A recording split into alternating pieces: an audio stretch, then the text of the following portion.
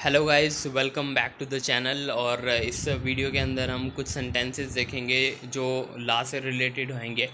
जैसे आप कई बार अखबार में पढ़ते हो तो कई लोगों को समझ नहीं आते कि प्लेंटिफ का मतलब क्या होता है या फिर डिफेंडेंट का मतलब होता है क्या होता है। तो ऐसे शब्दों को भी जानेंगे और साथ साथ में जो लॉ से रिलेटेड जो सेंटेंसेस होते हैं उनकी जो ट्रांसलेशन है उसको भी देखेंगे। इससे आपकी जो ग्रामर है वो भी ठीक होगी, आपकी वोकेबलरी भी मजबूत होगी और आपकी नॉलेज भी बढ़ेगी। तो स्टार्ट करते हैं। जो हमारा पहला सेंटेंस है वो है, पुनीत पर हत्या का आरोप लगाया गया था। कि Puneet was accused of murder. कि पुनीत ने एक मर्डर किया था तो उस पर हत्या का आरोप लगाया गया। तो इसकी इंग्लिश ट्रांसलेशन होगी, Puneet was accused of murder. जो हमारा दूसरा सेंटेंस है वो है, इन दिनों मुकदमेबाजी बढ़ गई है। इन दिनों मुकदमेबाजी बढ़ गई है। इसके हम दो तरह से ट्रांसलेट कर सकते हैं। सबसे पहले तो है कि litigation has increased these days. Litigation has increased these days. और दूसरा जो हमारा सेंटेंस है वो है, litigation is on the rise these days. तो ये दोनों ही तरीके से हम बना सकते हैं, litigation is on the rise these days और litigation has increased these days.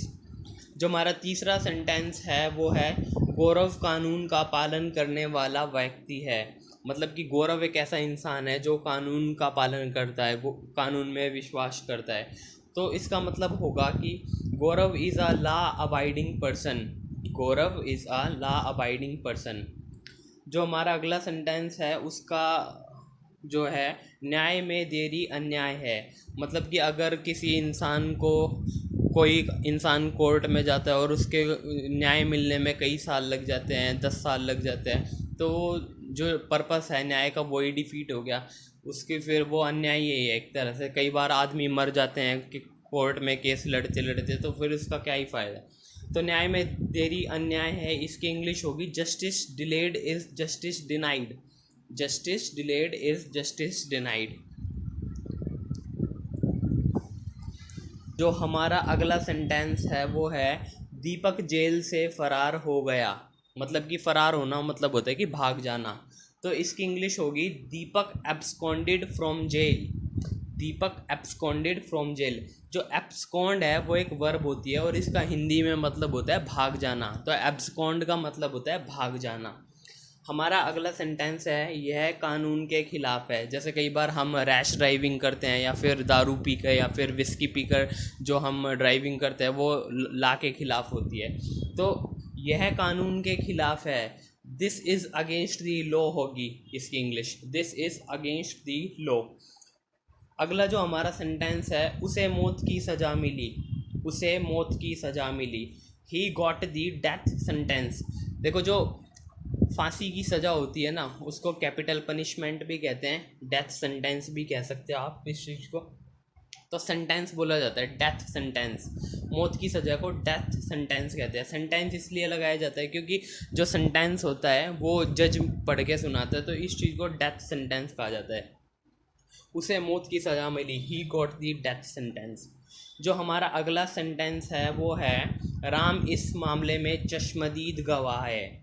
चश्मदीद ऐसा इंसान होता है, चश्मदीद का मतलब होता है जिसने जो सारा इंसिडेंट है, जो सारा घटनाक्रम होता है उसको अपनी आंखों से देखा हो। तो इसका जो इंग्लिश रूपांतरण होगा, ट्रांसलेशन होगी, उसकी होगी, Ram is an I witness in this case. Ram is an I witness in this case. यहाँ पे गाइज हमने एन इसलिए लगाया है क्योंकि आई जो वर्ड है वो ई से स्टार्ट हो रहा है।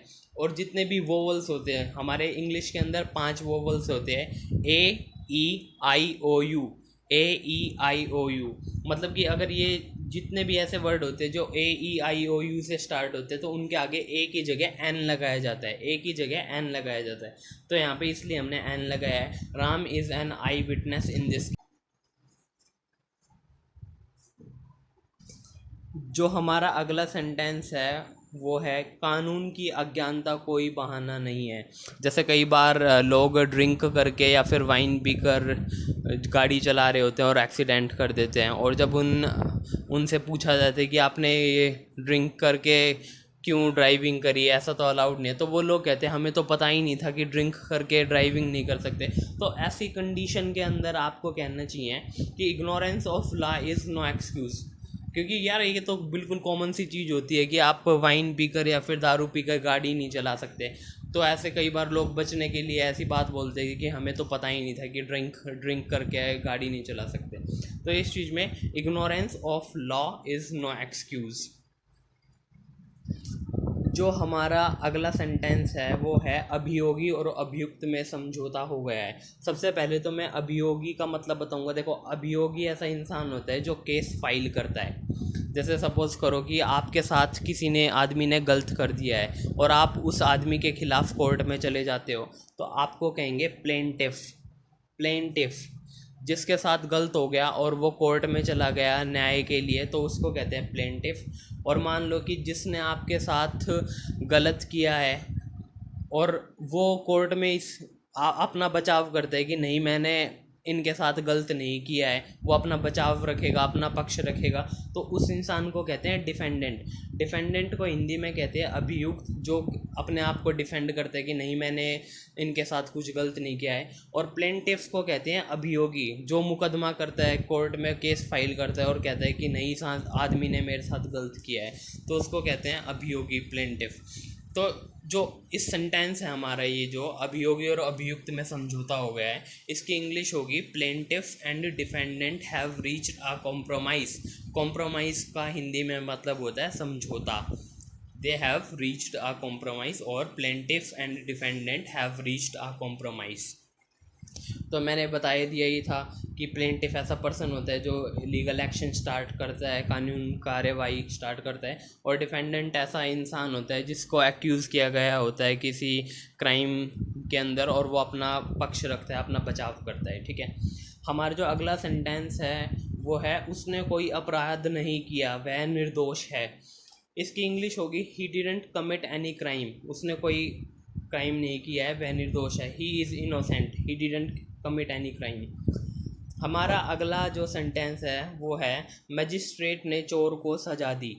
मजिस्ट्रेट होता है ना, जैसे कई बार हम जज को भी मजिस्ट्रेट बोलते हैं, जो अपना ऑर्डर सुनाते हैं। तो इसकी इंग्लिश होगी the magistrate punished the thief. The magistrate punished the thief.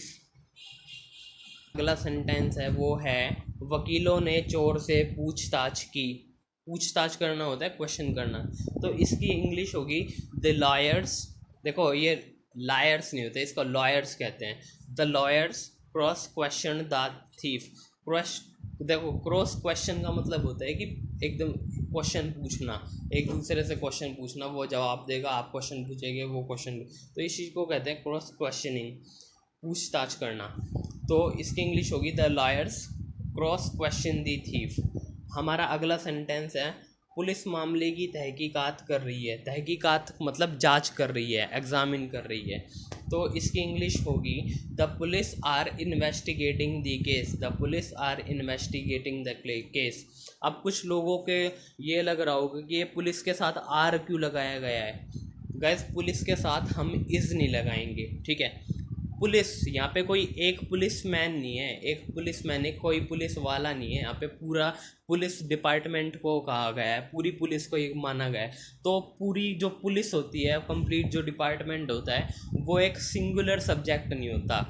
जैसे कोई एक हवलदार हो गया या फिर इंस्पेक्टर हो गया, वो तो एक आदमी होता है। और मैं कहूँ कि सारी पुलिस ही, तो वो प्लूरल की कैटेगरी में आते हैं। तो इसलिए यहाँ पे हमने आर लगाया है। अगर एक आदमी होता, जैसे कोई इंस्पेक्टर होता, जैसे inspector is investigating the crime, या फिर, और यहाँ पे अगर पुलिस है तो यहाँ पे आर आएगा, क्योंकि यहाँ पे पूरा डिपार्टमेंट है। तो इंग्लिश होगी the police are investigating the case.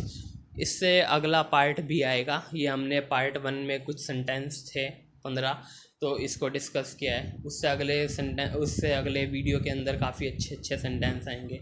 इसके अलावा आपको किसी भी टॉपिक पर वीडियो चाहिए, आप कमेंट सेक्शन में बना देना। किसी भी सब्जेक्ट से related, history, polity, geography, international relations हो गया, या फिर डिप्लोमेसी हो गया, और कोई भी सब्जेक्ट हो, या फिर और करियर से रिलेटेड कोई भी अगर डाउट हो, तो आप कमेंट सेक्शन के अंदर लिख के बता सकते हैं।